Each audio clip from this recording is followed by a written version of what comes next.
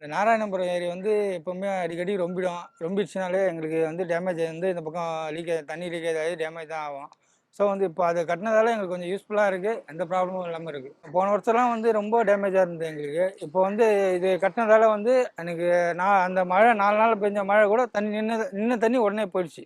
தண்ணி நிற்கல எங்களுக்கு. நம்ம உதயநிதி ஸ்டாலின் அவருக்கு இருக்குது, துணை முதல்வருக்கு ரொம்ப நன்றிங்க. 4 நாள் பெஞ்ச மழையில எங்களுக்கு எந்த ஆபத்தும் கிடையாது. ஏரி வந்து ரொம்பல மழை தண்ணி எங்கேருந்து வந்தாலும் கண்டினியூவாக போயிட்டு தான் இருக்குது தவிர எந்த ப்ராப்ளம் நாராயணபுரத்துக்கு எதுவுமே கிடையாது இது வரைக்கும். அவர் பண்ணிட்டு போனதால தான் இப்போதைக்கு இந்த நாராயணபுரத்தில் எந்த பிரச்சனையும் இல்லாமல் இருக்குது. அது பண்ணாமல் போயிருந்தாங்கன்னா இந்த மழைக்கு 4 நாள் மழை பெரிய மழை. அந்த 4 நாள் மழை கண்டிப்பாக ஏரி ரொம்ப இருக்கும். கண்டிப்பாக தண்ணி உள்ளே வந்துருக்கும். அது பண்ணது எங்களுக்கு நல்லா யூஸ்ஃபுல்லாக இருக்குது. தண்ணி நல்லா போயிட்டு இருக்கு. அந்த ஷட்டர் கட்டினதுக்கப்புறம் பார்த்தீங்கன்னா தண்ணி நல்லாவே போயிட்டு இருக்கு. அவங்க ஓரளவுக்கு பாதிப்பாகாத அளவுக்கு ஷட்டரை டயத்துக்கு ஓப்பன் பண்ணி கரெக்டாக வச்சு மெயின்டைன் பண்ணிட்டு இருக்காங்க. அதனால மக்களுக்கு எந்த விதமான பாதிப்பும் இல்லை. இதுக்கு முன்ன பார்த்தீங்கன்னா அந்த அந்த பக்கத்தில் தெரியுது பாருங்க. அந்த ஏரியா ஃபுல்லாக அந்த அந்த வண்டி போகிற இடம்லாம் பார்த்தீங்கன்னா ஒரு இடுப்பளவு தண்ணி நிற்கும். இந்த இடத்துல பார்த்தீங்கன்னா அதே தான் சேம். அங்கே என்ன ஃப்ளோ இருக்கோ அதே சேம் ஃப்ளோ இங்கே இருக்கும்.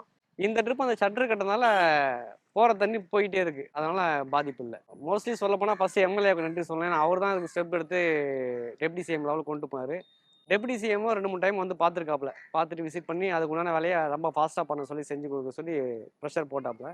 அதன் அடிப்படையில் தான் நிறைய வேலை அவர் செஞ்சு முடிச்சிருக்காங்க.